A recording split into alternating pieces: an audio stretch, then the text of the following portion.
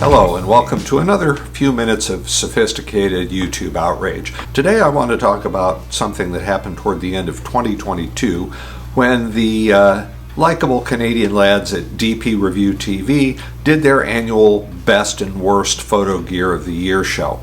Now I like DP Review TV. It's about the only YouTube photography channel I watch regularly. I mean, I don't really care what they think about photo gear because I never care what anybody thinks about photo gear. But in this particular case, they did something that made me sad.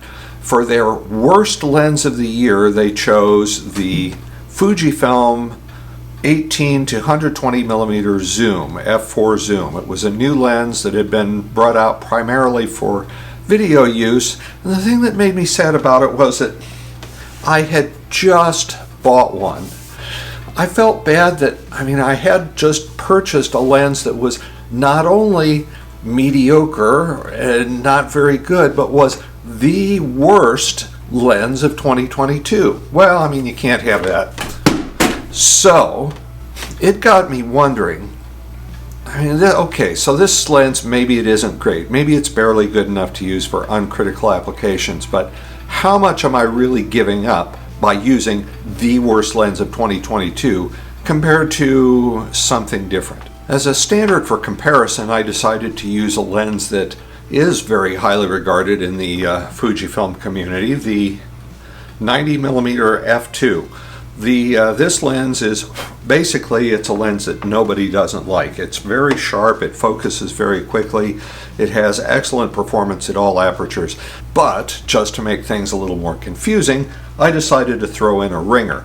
This is a Canon 85mm f1.5 lens made for Canon rangefinder cameras. The design of the lens itself dates back to 1951. It's a design that's more than 70 years old. That means there were no aspherics, there were no exotic glasses, there wasn't even multi-coating.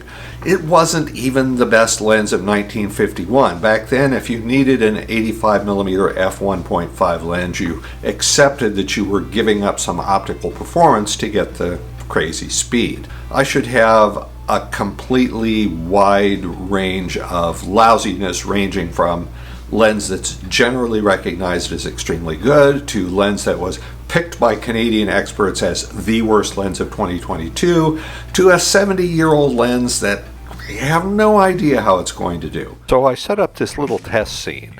It's not as arbitrary as it looks. If you imagine it turned on end, you'll see it's actually a pretty good stand-in for a type of photo I view pretty critically, a head and shoulders portrait like this one of my friend Sophie. The markings on the clock face give a good representation of how crisply the eyes and eyelashes will render, and the painted cat gives us some notion of what kind of detail and texture we get from the subject's garments. So here's a quick side-by-side comparison in Lightroom.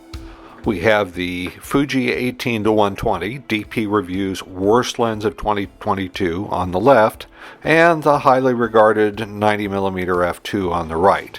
And you can, well, now wait a minute, is that actually, let's see, I'm going to switch them. Nope, still hard to tell the difference. Well, let's go ahead and zoom into 100% and see if that makes it any clearer. Now, other than the fact that this clock is really dusty, you can clearly see that well, now wait a second, which of these is which? Okay, we better go up to 200 and really get to the bottom of this. Okay, that's about 200 right there. It's not a huge difference, is it? And it wouldn't surprise me if you can't even see that much difference when you're looking at the video on YouTube. So let's go back just for laughs to our original size, and this time let's take a look at our 70-year-old obsolete optical design, the 85mm f1.5 Canon rangefinder lens. Let's go ahead and bump it up to about 200. Okay, gee, is it 70 years worth of difference? I'm not so darn sure. Okay, I'm not trying to tell you that there are no differences between this and this, or this and this. If you were using these lenses under more demanding conditions, such as shooting at wide apertures or into strong light, then yeah, certainly you'd be able to see more pronounced differences. But what I do want to remind you is that there's a whole industry devoted to making you care about distinctions among lenses that you may not even be able to see and that probably don't make any real difference in your photography. But that doesn't mean you have to fall for it, so don't.